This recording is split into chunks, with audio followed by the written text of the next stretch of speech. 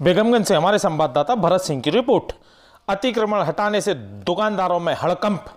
नगर में सड़क किनारे बस स्टैंड पर रखी हुई सैकड़ों दुकानों को नगर पालिका द्वारा अतिक्रमणकारियों को हटाने की कार्रवाई को लेकर नोटिस जारी होने पर दुकानदारों में हड़कंप मचा हुआ है और आए दिन दुकानदार हटाने के डर से बार बार अधिकारियों के चक्कर लगा रहे हैं। विगत दिनों नगर पालिका सीएमओ ने नोटिस जारी कराकर नगर में बस स्टैंड पर अतिक्रमण कर दुकानें रखने वालों को नोटिस देकर 3 दिन में स्वयं हटाने के लिए कहा था, जिससे दुकानदारों में हड़कंप मचा हुआ था और मंगलवार को सैकड़ों दुकानदार तहसील कार्यालय पहुंचे और तहसीलदार शत्रुघ्न सिंह से बात की और बताया कि दुकानदारों को कहीं और पर जगह दी जाए ताकि वो अपने रोजगार चला सकें, जिस पर तहसीलदार शत्रुघ्न सिंह ने नापा सीएमओ प्रदीप भदौरिया से बस स्टैंड पर निरीक्षण कर दुकानदारों को समझाया कि कमिश्नर का आदेश है जो सभी अतिक्रमणों को हटाया जाएगा और नगर को सुंदर बनाया जाएगा। वहीं अभी सब्जी मार्केट बनाए जाने के लिए भी जगह चिन्हित की गई है, वहां पर सब्जी दुकानें लगाने के लिए उन्हें अलग से। बांद्री से हमारे संवाददाता सुरेश रैकबार की रिपोर्ट। तेंदुए की दहाड़ से लोगों में मचा दहशत और दिन दहाड़े तेंदुए ने किया लाइव टेलीकास्ट। देखिए आप, बांद्री वन परिक्षेत्र अंतर्गत ग्राम मुड़िया गोसाई के खेतों के पास झाड़ियों में सोमवार की सुबह ग्रामीण लोगों में हलचल देखी। पास जाने पर तेंदुए ने दहाड़ से ग्रामीण लोगों ने दौड़ लगा दी और बांद्री वन विभाग की सूचना दी और वन परिक्षेत्र अधिकारी डीएन सोलंकी अपने वन अमले के साथ पुलिस विभाग को लेकर वहां पहुंचे तो वन परिक्षेत्र अधिकारी सोलंकी ने झाड़ियों में तेंदुओं को देखकर उच्च अधिकारियों को सूचना दी। डीएफओ प्रशांत कुमार, एसडीओ सुधीर सिंह पकड़ने के लिए प्राणी विशेषज्ञ अपने साथ लेकर आए। टीम के साथ पहुंचने पर तेंदुआ को पकड़ने के लिए विशेष गाड़ी में बैठाकर झाड़ियों के पास पहुंचे तो तेंदुआ स्वर को फंसाने वाले तार में फंस गया। जैसे ही तार को काटा वैसे ही छूटकर खेतों में भाग गया। वहां बड़ी संख्या में लोगों की भीड़ लगी हुई थी, उनके ऊपर भी हमला करने की कोशिश की। बांद्री कमल सिंह और वन अमला मौजूद था।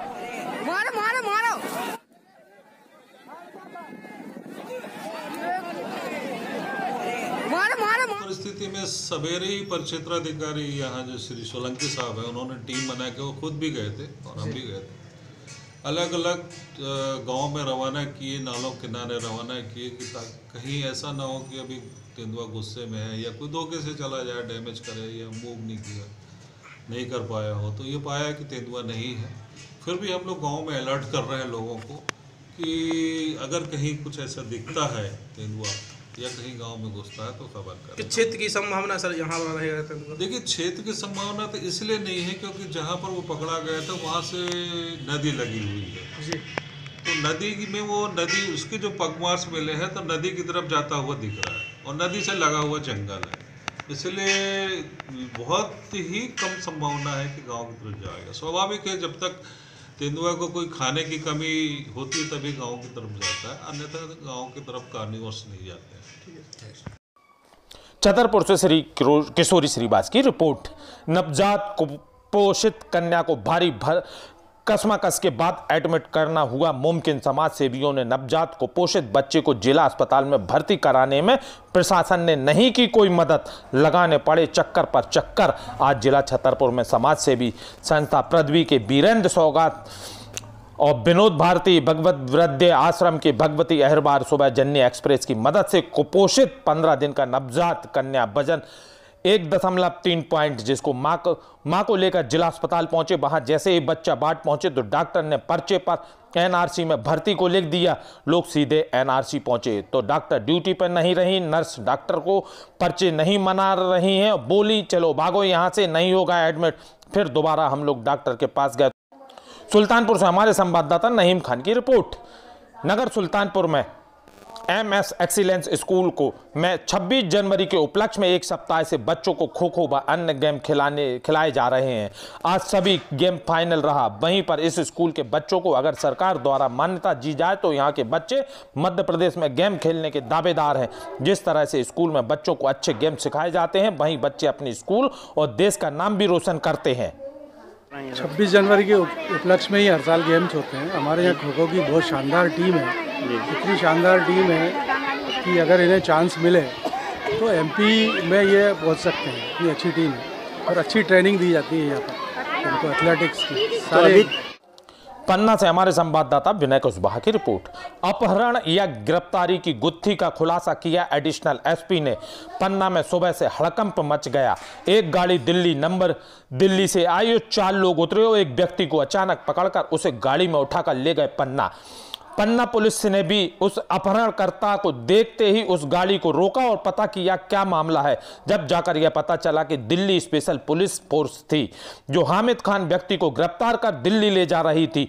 उससे पूछताछ के लिए पन्ना पुलिस का भी सहयोग रहा। हामिद खान को क्यों गिरफ्तार किया गया, ये अभी सवालिया निशान खड़ा हो रहा है।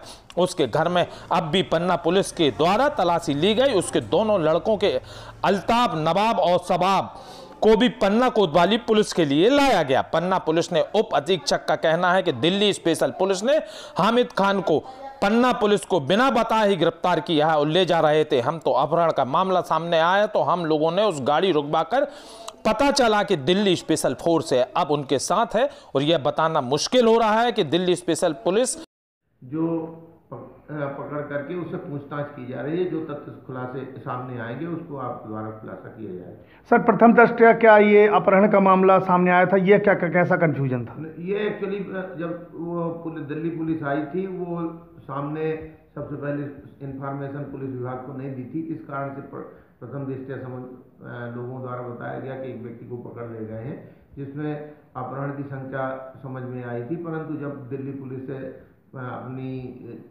जानकारी प्राप्त हुई उस समय सब प्रकाश में आया कि नहीं, ये किसी